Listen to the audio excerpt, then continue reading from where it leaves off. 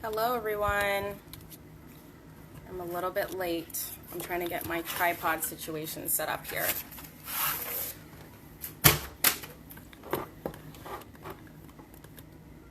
How are we doing with all of this? Hi, welcome. Thanks so much for joining. It's evening here, so I have the sun on my face, but I honestly love how it feels, so hopefully it's not too distracting. Let me know where you're from if you are here for the How to Use Journaling to Develop Self-Awareness and Inner Peace live class today. I'm so excited to talk to you all about this. It's going to be a good one. We'll wait just one more minute, and then I'm going to get started. If you want to introduce yourself, I don't know who you are. I would love to know your name, and if you are comfortable sharing what city you're from or country you're from.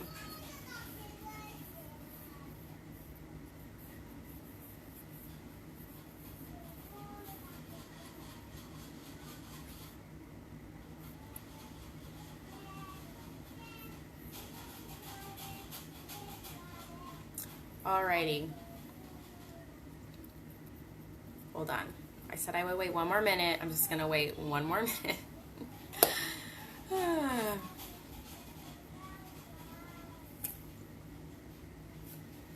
Okay, it's 6:02. I'm going to get started. Hello everybody. Thank you so much for watching this video. I think you're going to find it super helpful. If you don't know who I am, my name is Mia Hemstad and I create content about mental health. And I would say that what's unique about my journey and the content that I create is that I started sharing about my mental health journey in 2017 on YouTube because I felt like there was still so much stigma and there wasn't enough resources around mental health. And when I became a mother, I was diagnosed with postpartum depression and anxiety, and I ended up going through it twice with each child. I'm a mom of 2 kids, and you can hear them having a great old time, so they'll be in the background this whole video. So hi Suzanne, thanks for being here. So yeah, basically there's so much noise happening. Let me focus back in, guys.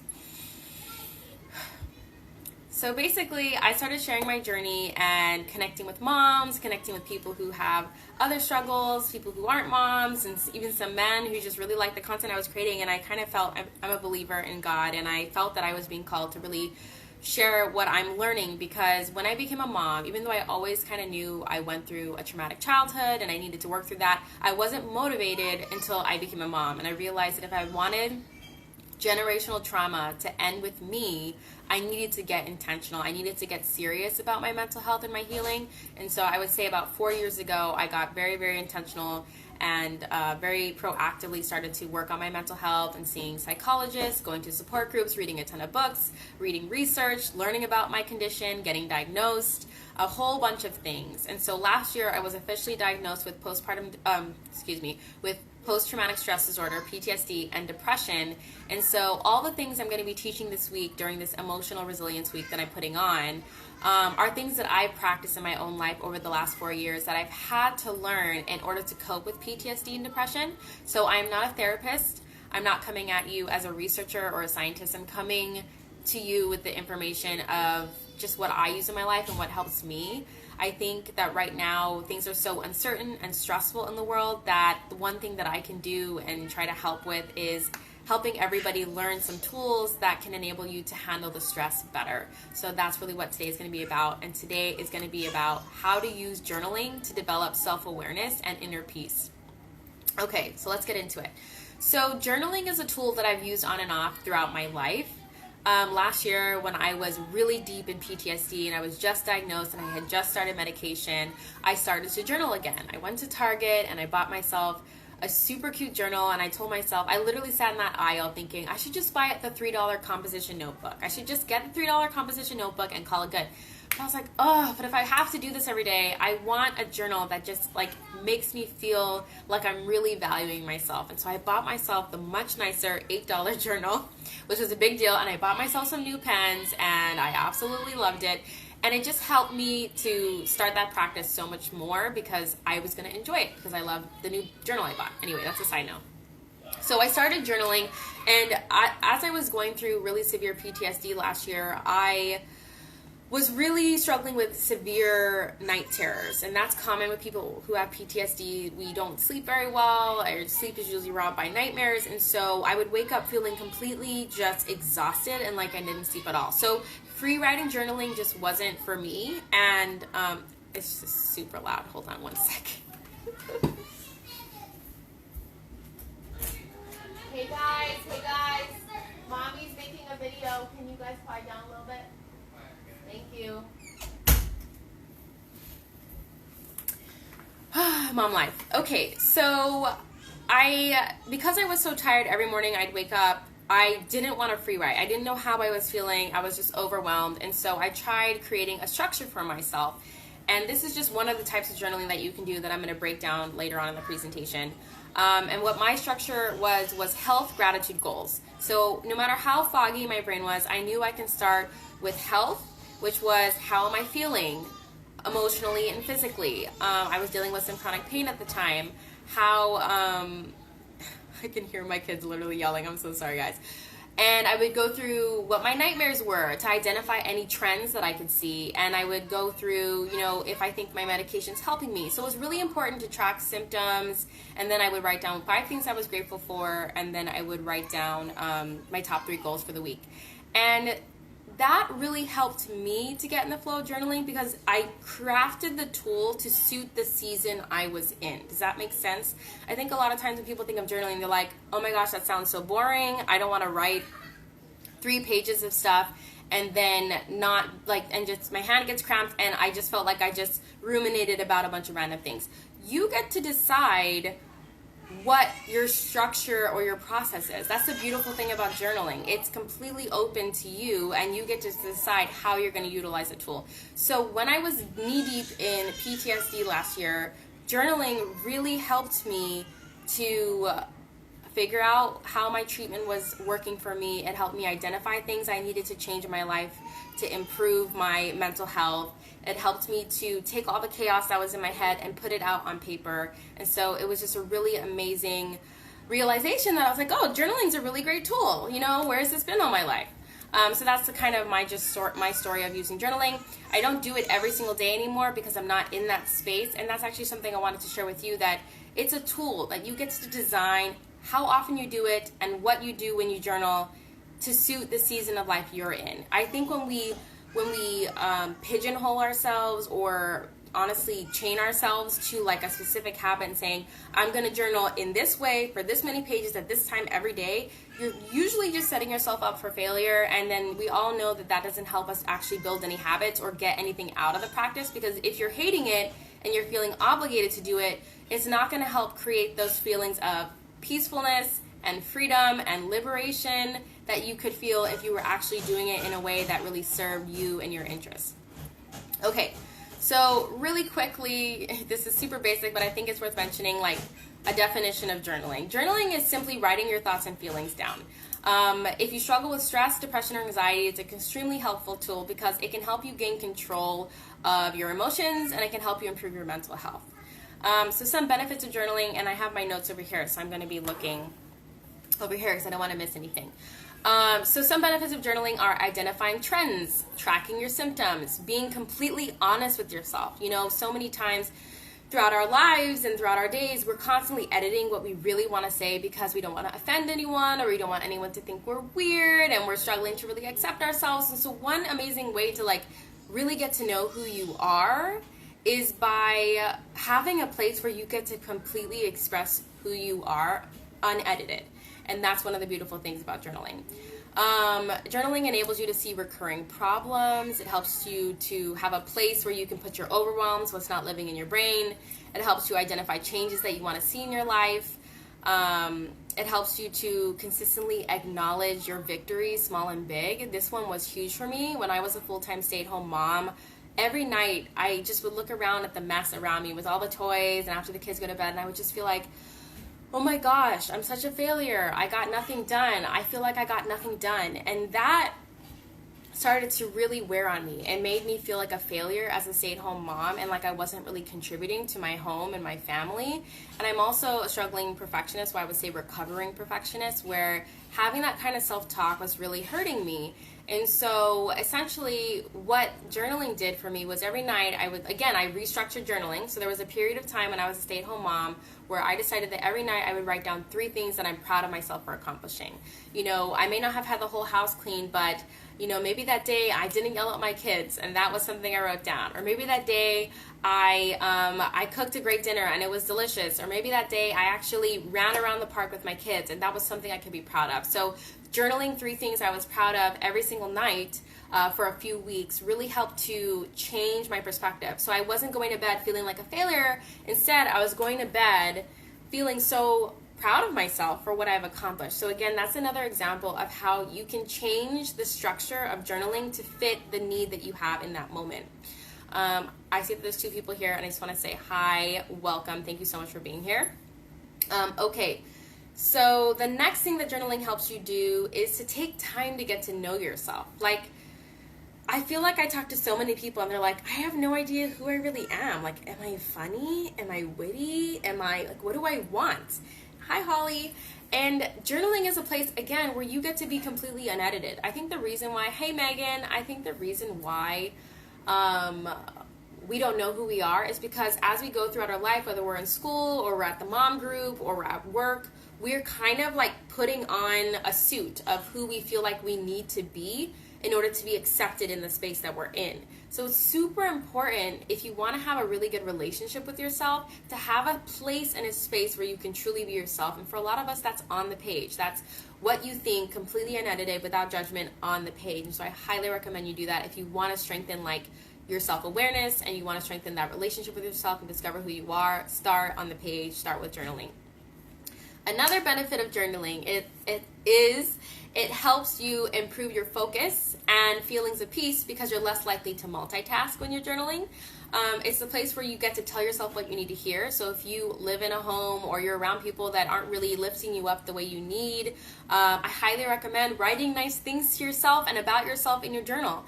Because one of the incredible side effects of that is that you need outside validation way less, which is extremely empowering. You can just do something or create something or decide something and pat yourself on the back for it and not need outside validation where you're going around constantly hoping that someone else thinks that what you did was great. You get to think that what you did was great, and that is good enough. So I highly recommend praising yourself in a journal, okay? It's amazing. Another thing is it helps you to name your emotions. Studies show that when we actually identify and name our emotions, it significantly calms our brains down, because instead of feeling like, I have no idea what's going on, you can actually go, oh, I know what's going on. This person at work tried to make me feel bad and tried to make me feel dumb, and it made me feel embarrassed. But I have no reason to feel embarrassed because I know that that person was just taking their bad day out on me.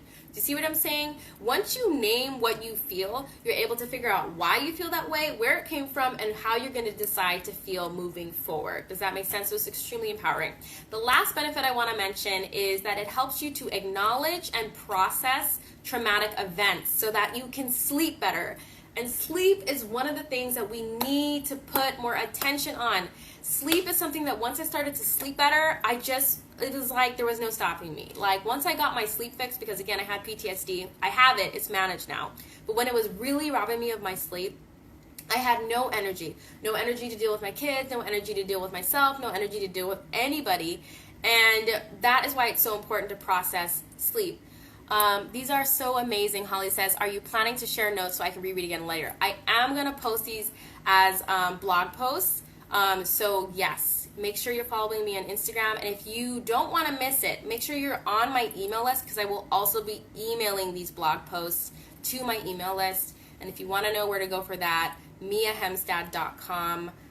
You should be able to get on my email list. I think if you want to go directly, it's miahemstad.com/list. And you should be able to get on the list there as well.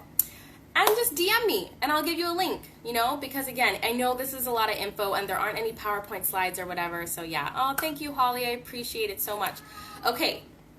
The last benefit though, I want to emphasize, because when we've gone through trauma, here's what happens when you don't actively process it, whether you're in therapy or you're doing it in a journal. What happens is every time you go to bed and you fall asleep, that is the only time of the day where you're sitting still.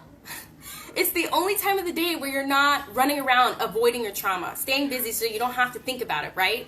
So then, of course, your brain's like, okay, now we can deal with this. But the problem is when you're sleeping and your brain is trying to process trauma, it just kind of stays stuck there, and you'll keep having the same recurring nightmare or having the same stressful dreams. Hi, Michelle.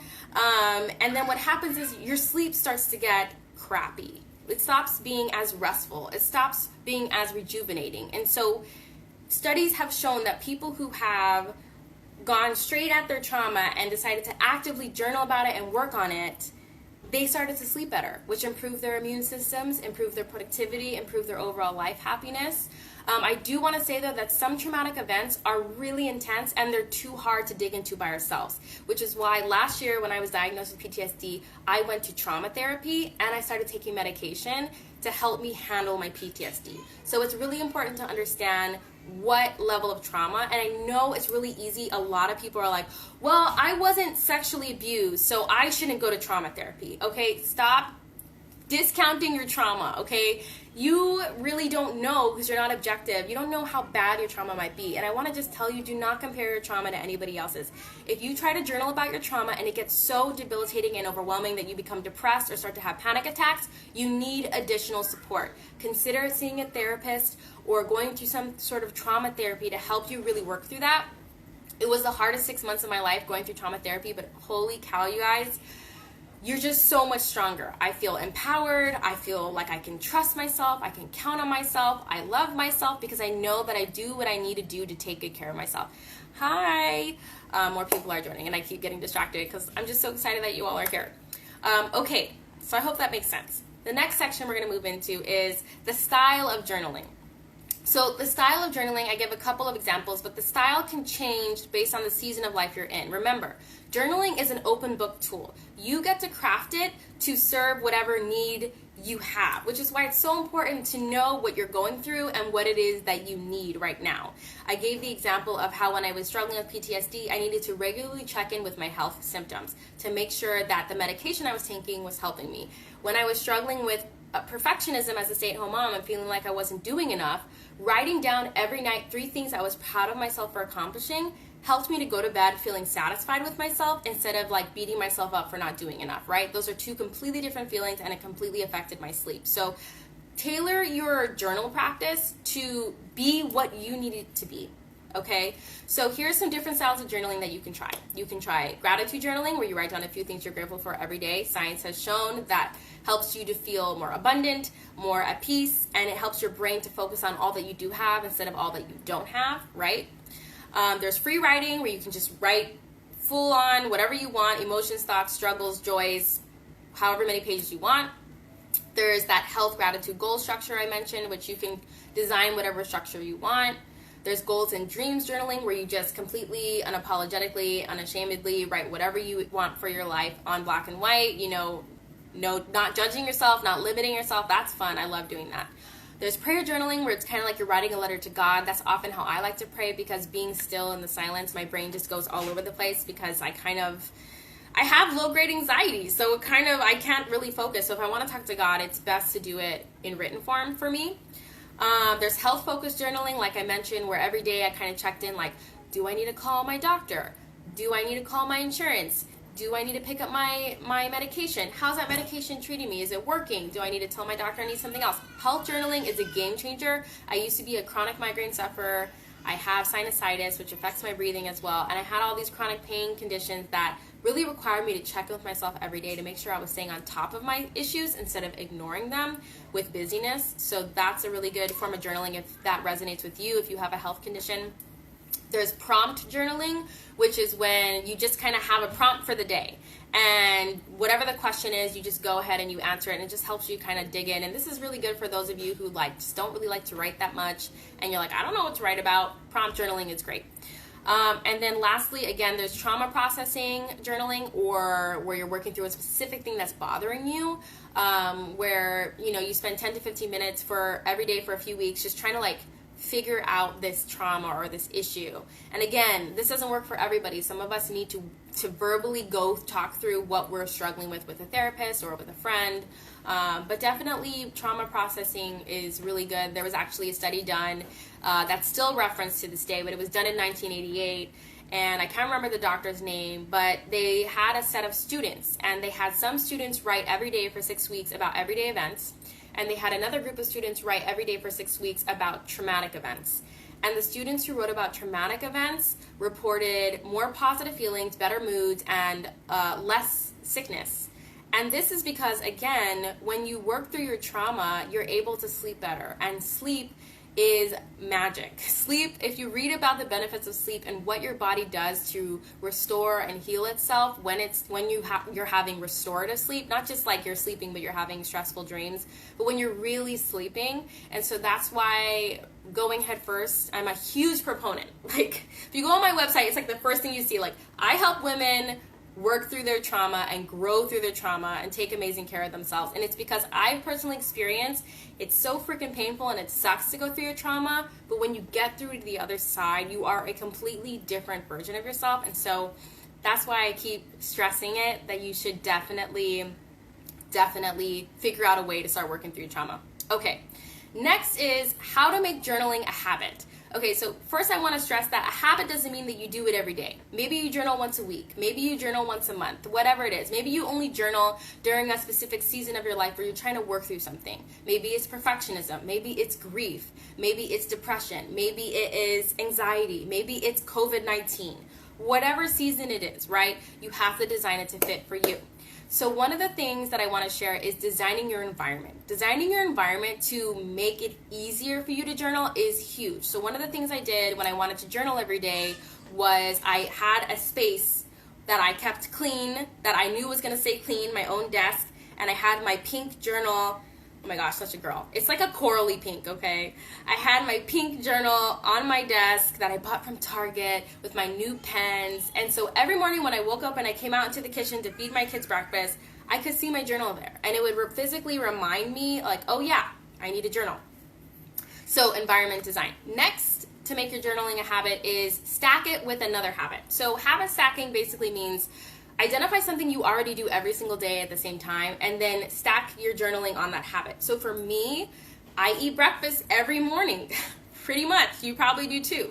And so I decided that every day after breakfast while I'm finishing my coffee, I'm going to journal while I'm finishing my coffee. So that's a form of habit stacking. You could also decide that you're going to journal right before you shower or right after you shower, or you're going to journal right after the kids go to bed, or whatever it is. But you stack it with something that already happens every day or every week so that it's much easier for you to remember. Another tip I want to give you is make it enjoyable. When you make a habit enjoyable, you are signaling to your brain, this feels good. Your brain releases dopamine, which makes you feel good, and your brain is more likely to remind you to do it again because you make you feel good. So what are some ways that you can make journaling feel good? You can light your favorite candle. You can make your favorite beverage. You can make an event out of it by putting on your favorite playlist on Spotify when you journal. It's these little outer sensory things that appeal to our senses that make us feel good when we do an activity, and again, reinforces that dopamine and that response. Another thing is to get yourself a nice journal and pen. Treat yourself to something beautiful because you're pouring into yourself, and journaling represents you giving back to yourself. So make it a beautiful, lovely, self-caring thing. Another thing is to find a friend to hold you accountable. That's always a good thing. And then be flexible. If you miss a day or 2 or 3 or 5, do not beat yourself up. When you beat yourself up, you give your brain pain, and you are telling yourself, ooh, journaling makes me feel like a failure. Journaling makes me feel bad, and so I don't want to do it anymore. So when you beat yourself up, you're actually doing the opposite of what you want. The best thing to do if you've fallen off track is to go, oh, I'm so glad I have a track to get back onto. I'm so glad I know what I need to do to get on track. So let's put the journal back where I can see it. Let's try something different. Let's tweak. The worst thing you can do is be like, oh, I just suck at building habits. I just suck at journaling. I just suck.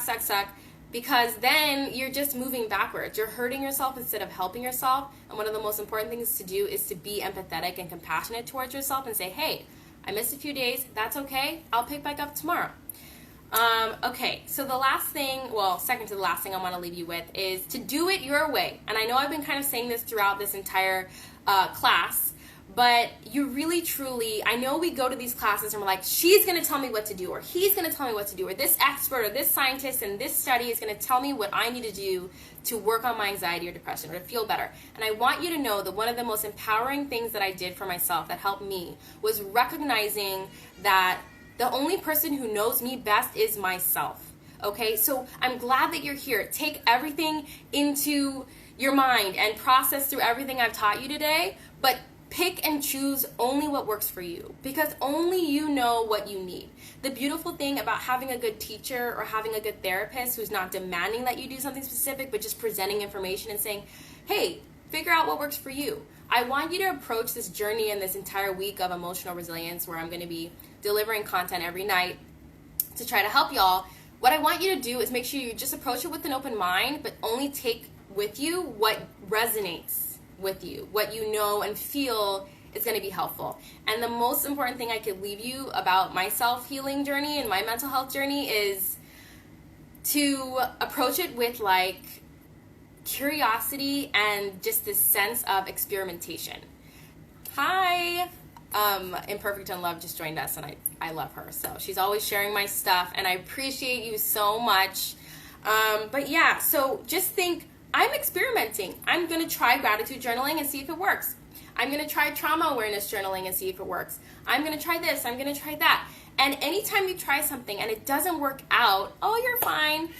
Anytime you try something and it doesn't work out, it doesn't mean that you failed. It means that you gathered information. You now know what doesn't work for you, so now you can try something new. And every time you try something, you're learning more about yourself. So it's always a win-win-win, okay?